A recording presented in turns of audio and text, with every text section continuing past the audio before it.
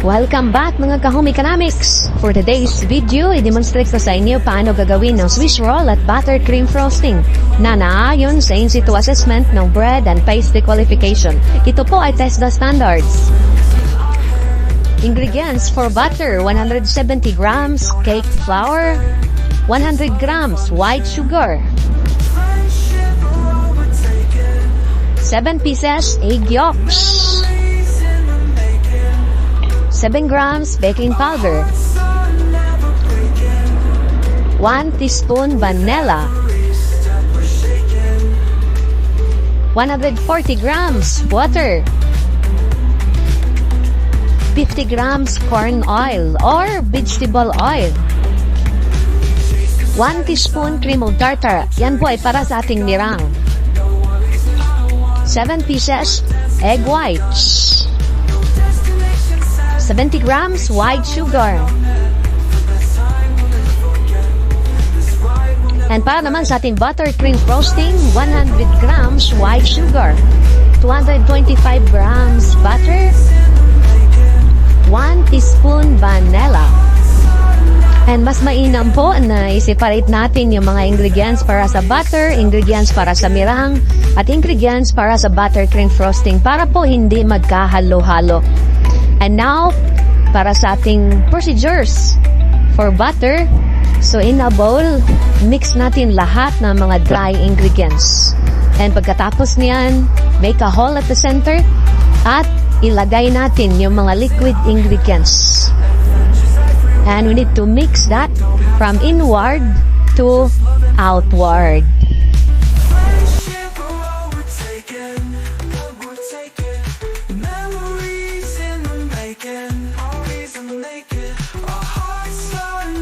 So, siguraduhin po natin na ma-mix natin mabuti lahat ng mga ingredients. Walang mga lumps na matitira.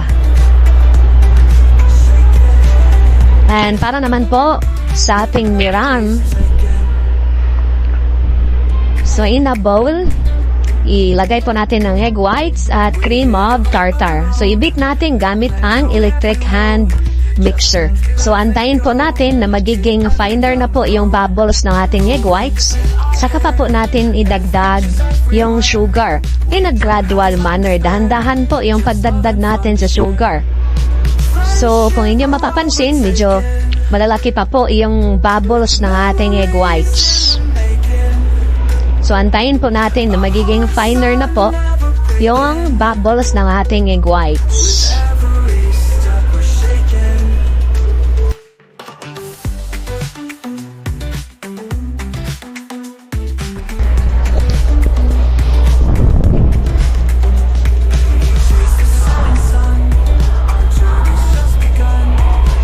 So, pag ganyan na po yung itsura ng ating egg whites, so dandahan nating idagdag or ilagay ang ating white sugar. Until po ma-reach natin yung stiff consistency ng ating mirang.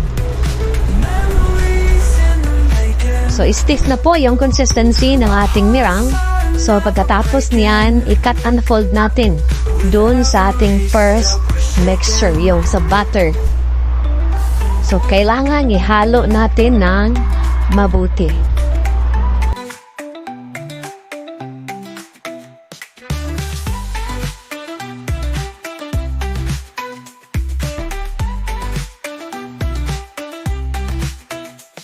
The wind is in our hair, adventures everywhere.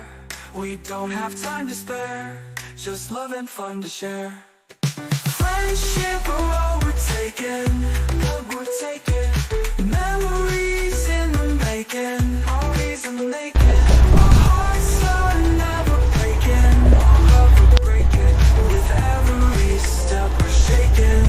So, ayan po, na-mix na po natin yung ating mirang at saka ating butter. So, ilagay natin sa ating Swiss roll pan. Siguraduhin po natin na evenly distributed po yung mixture doon sa lahat ng sides ng ating baking pan. We hit up on the road, no plans, no heavy load, just friends to laugh and go together down the road.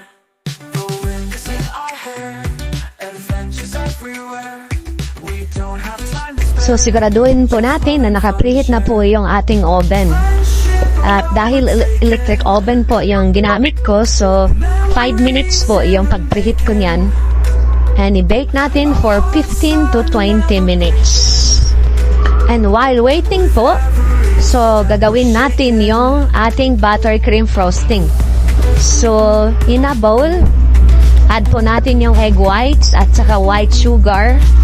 And i-mix po natin manually. Siguraduhin po natin na na-dissolve po yung white sugar.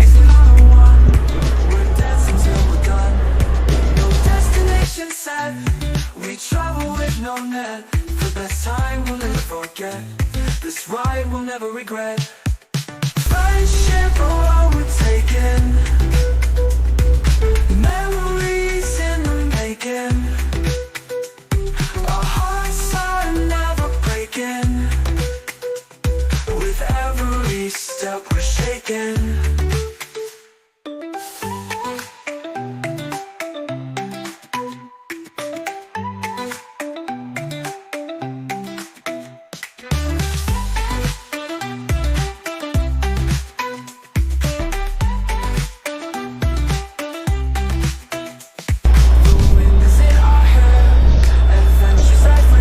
So pag-dissolve na po yung ating white sugar, so ilagay natin ang ating mixing bowl doon sa ating double boiler and continue whipping po. So ano pong sign na pwede na po nating kunin? So pag medyo uminit na po yung ating mixing bowl or umabot ng 70 degrees Celsius yung temperature.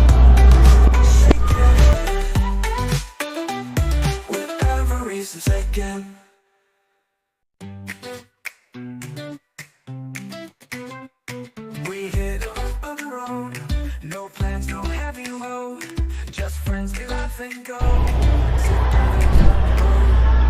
So pagkatapos niyan, i-beat natin yung ating sugar using a electric hand mixer. Hanggang po umabot ng light stiff peak consistency po yung ating sugar.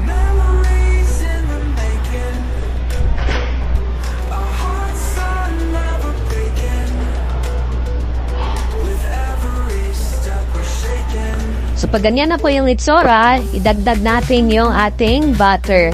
And continue beating po hanggang maging soft and creamy yung ating buttercream frosting. We're dancing till we're done. No destination set. We travel with no net. The best time we'll never forget. This ride we'll never regret. Friendship, oh, we're taking. Memories in the making. Our hearts are never breaking. With every step we're shaking.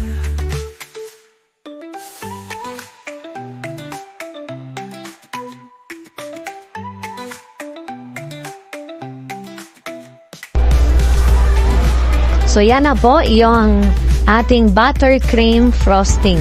At tamang-tama, luto na rin po yung ating Swiss roll cake. So kailangan nating i-slice para sa petit fours, sa whole cake, at saka sa ating Swiss roll. So ganyan kasi pag mag-take tayo ng in-situ assessment ng bread and pastry production, so dapat may petit fours ka, may whole cake, at saka may Swiss roll. And take note, kailangan po nating i-roll yung ating Swiss roll kahit na mainit pa para po hindi maputol yung ating Swiss roll. And kailangan po hindi na mainit yung petit fours, yung whole cake at saka Swiss roll natin bago lagyan ng buttercream frosting para po hindi matunaw yung ating frosting. And pwede po tayo maglagay ng toppings para maganda at appetizing po yung finished product natin. So please subscribe and comment below kung may natutunan ka sa bidyong ito. Thank you for watching and God bless everyone. Bye-bye!